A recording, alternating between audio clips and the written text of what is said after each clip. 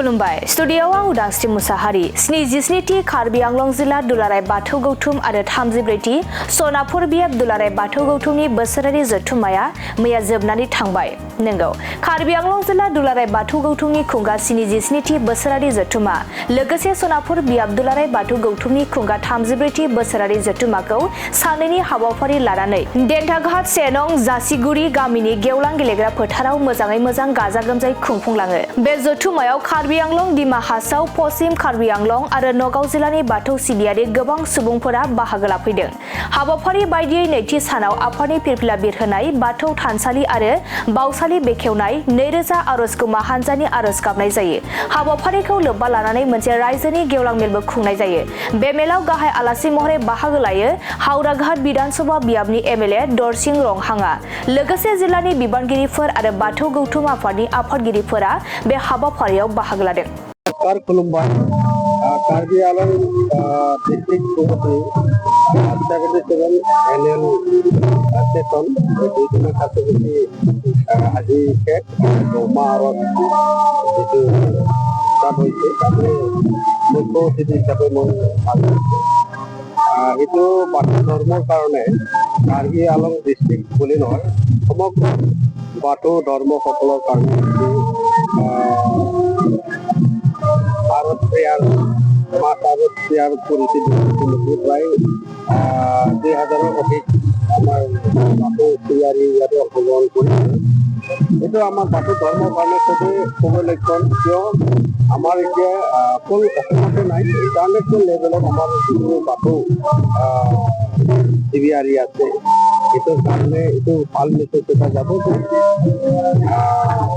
যে প্ৰাৰ্থনা কৰাৰ কাৰণে ভাৰত প্ৰেয়াৰটো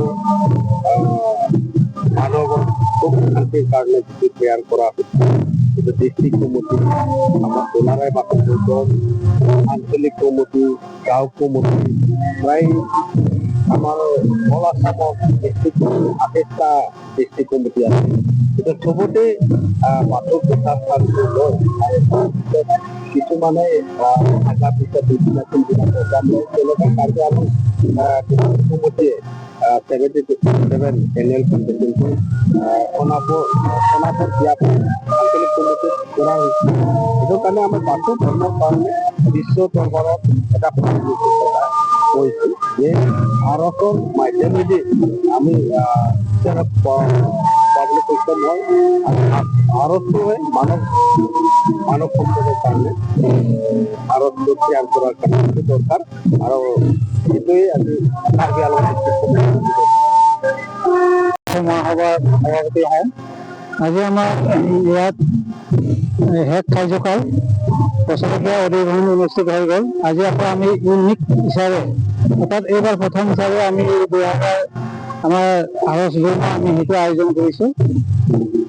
সেইটো কাৰণে কৰিছোঁ আমি বাথৌ মহাসভা যিবিলাক আমাৰ কাৰ্যসূচী আগুৱাই নিয়াৰ লগতে আমাৰ যিবিলাক আমাৰ বাথৌ ধৰ্মৰ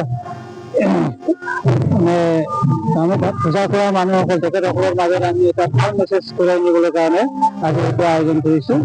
আৰু যিহেতু আমাৰ দুলাৰায় বাথৌ মহাসভাৰ আমাৰ এই জেনেৰেল ছেক্ৰেটাৰী তেখেত ইতিমধ্যে আপোনালোকক এই নিজৰ বক্তব্য ৰাখিছেই। তেখেতসকলৰ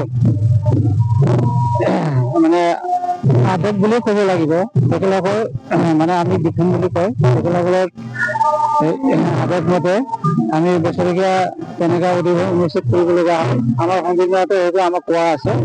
এই হিচাপত আমি 2025 চনৰ আমাৰ যিটো লাষ্ট অধিৱেশন আজি আমি দেন্ধাঘাট আঞ্চলিক কমিটিৰ সৌজন্যত আমি আজি এই 77